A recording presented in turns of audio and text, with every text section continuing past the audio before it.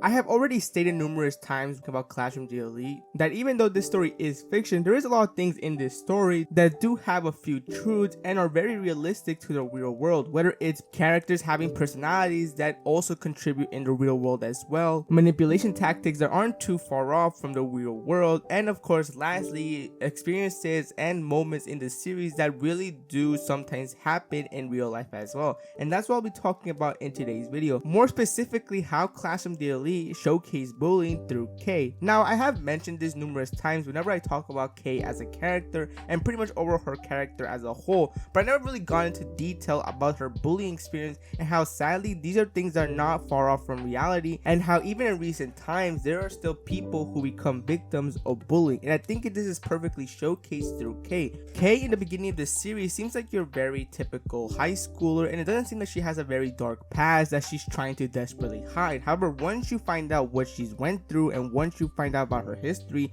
these moments in which it showcases her trying to be this very dominant person and somebody that has a very strong personality was all just simply an act, because Kay thought this was necessary to do in order to not become a victim of bullying, because she did not want to show how vulnerable she is in order to not become a target. And this is not really far off from real life, because people have done this. There are people who become victims of bullying and don't want to become bullied ever again, try to change their personalities or the way they act. For them, they feel like it's necessary to change who they are, or at least showcase that they are not somebody you should mess with in order to prevent any bullying from happening to them. And whenever this kind of thing happens, it just really showcases just how severe the bullying was. The fact that they think that they have to change not only their personality but just their character as a whole just shows just how badly they don't want to get bullied ever again, how they don't want to experience that terrible thing ever again. But this wouldn't be the only way Kay would make sure not to get bullied. She also had another method as well, and that is getting close to people who seem like they will be able to protect her and shield them from being a target. And this cannot be better shown with her relationship with Hirata. At first, it seemed that Kay and Hirata seemed to have gone really well because now they had formed some sort of relationship. However, once you know the details of what is actually going on behind the scenes,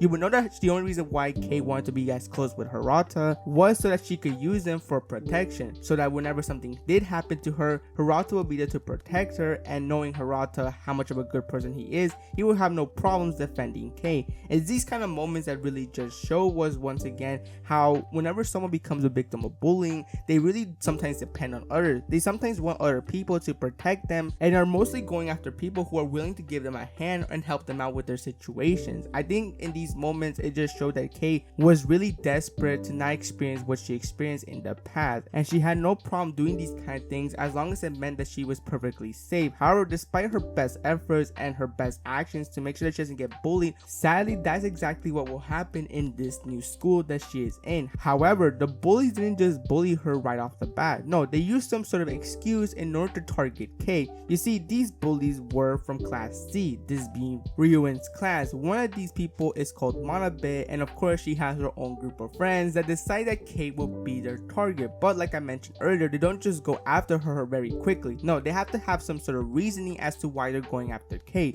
And the reasoning was that apparently Kay was not so very nice to one of their classmates, and apparently this classmate told them all about it. Now of course Kay was very quick to deny this and tells them that she has no idea what they're talking about, but they're very quick to insist that Kay has something to do with it. And this is where you can quickly see that Kay already has her guard up. It's almost as if she knew where this was heading and she knew what was about to happen if she didn't do anything about it. However, despite her best efforts, this is where you can quickly see that Kay was starting to grow a lot of fear as things were getting out of control, and it was very clear the girls were not going to leave her alone anytime soon. Now of course this all changes when Masha decides to intervene and protect Kay, and because he did this is where Kay decides to stick by him, once again just showing that Kay really is dependent on others to protect her. But despite thinking that she has Masha by her side, this is where once again she is proven wrong, as despite the situation being over, Manabe's group hasn't given up on targeting Kay, and in fact they start to go after her whenever nobody is around and nobody will be able to see what they're doing to her. And of course this is where Manabe's group makes up this false promise saying that if Kay just simply apologizes, then they'll just simply leave her alone, trying to convince her that as long as she apologizes to their classmate that she messed with apparently, then everything will go back to normal. But these next words are really important because it just showcases how someone who has experienced bullying before knows that this is all simply just a lie, as Kay states that no matter what she does, they will never leave her alone. And I think think this perfectly just showcases how no matter what the victim of bullying does or whatever they had to do in order to please their bullies, they're not going to be satisfied. No matter what the person does that seems that the bullies are going to leave them alone, no matter what they do, that's not going to happen, because the bullies are just simply going to find an excuse to just keep targeting them, even if the victim did everything the bullies told them to do. And because of this is where of course Manabe's group, realizing that at this point they don't even have to hide their true intentions, because Kei knows exactly what is going on. Of course, this doesn't last really too long, because of course Ayana Koji and Yukimura came in to intervene, but of course this only made things worse, as Kei seemed to be not really happy at the fact that two people were able to witness what just occurred.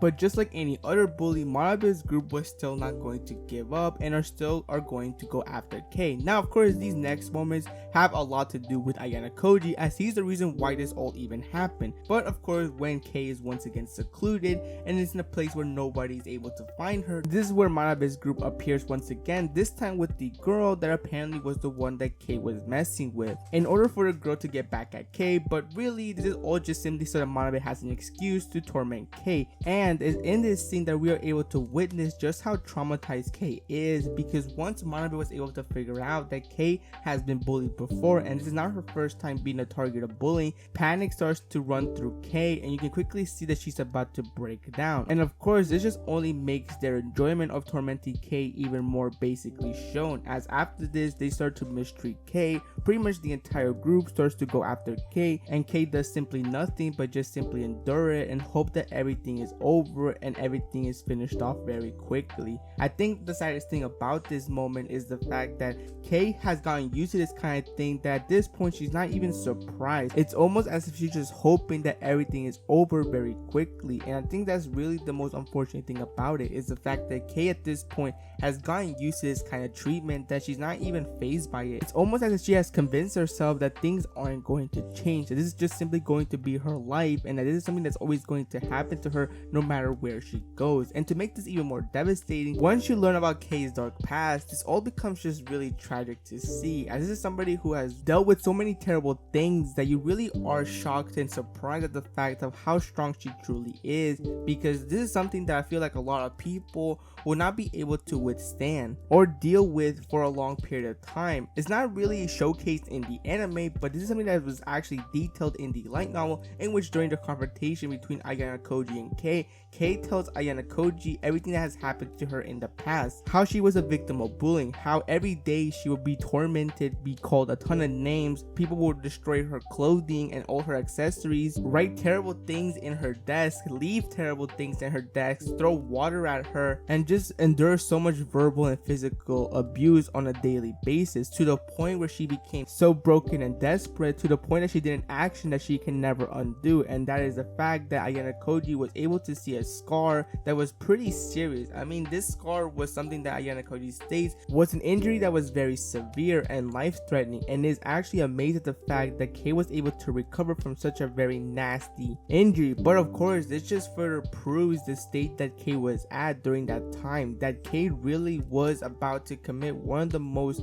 tragic things a person can do, which I can't really say because we're on YouTube, but based on what I said, I'm pretty sure you have a clear idea as to what Kei was going to do and what Kei's intentions were making that injury. But thankfully Kei was able to survive. But I think this just further proves the things that some people who are victims of bullying are going to do or are capable of doing if they are mistreated for a long period of time and are starting to become so broken and are so desperate to escape that they think that these drastic measures are the only ways to escape. And Kei wouldn't be the only character that showcases what a victim of bullying is capable of doing if they are simply tired of everything that is happening to them. As another example would be Hirata. To keep it very brief, Hirata had a friend that was also a victim of bullying, but Hirata didn't do anything to stop the bullying from happening, since he was also scared that he would become a target as well. Ultimately, Hirata's friend will start to do something drastic, and that was by him literally jumping off,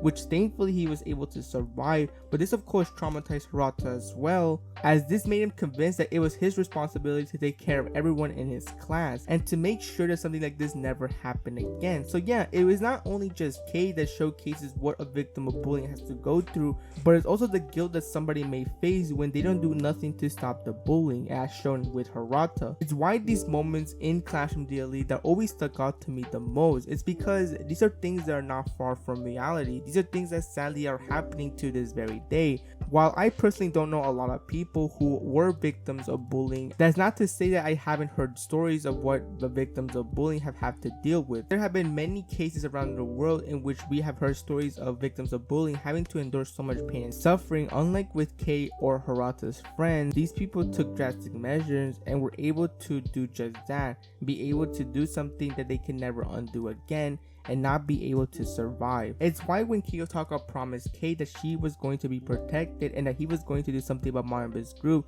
that really, it was just really great to see Kei smile and be happy at the fact that she is not going to have to suffer like she did in the past. And while sure, Ayano Koji has his own intentions and has his own things that he wants to do with Kei, at the same time, I kind of still am relieved at the fact that Kei is still going to be able to have happiness in her life. It's why all the moments she was able to enjoy her life and be happy was really great to see, as this is somebody who has endured so much that they deserve to have a peaceful life without any troubles whatsoever. And I think these moments really showcase just how really, while yes, some people are sadly victims of bullying, that doesn't mean that there's nothing you can do to make it stop. There's things that somebody can do to take action. Not only that, but there's also people out there that can help you out whenever you are in trouble. And people who are bullies aren't always able to get away with it, as shown with Manabe's group, as later on Ayano Koji uses the video that he got from them bullying Kei as blackmail so that they don't bother Kei ever again, because if the school were to find out about this incident, it's obvious that Manabe's group is going to get into a lot of serious trouble. And that's where I'm going to leave the video at that. Hope you enjoyed it, and I'll see you next time.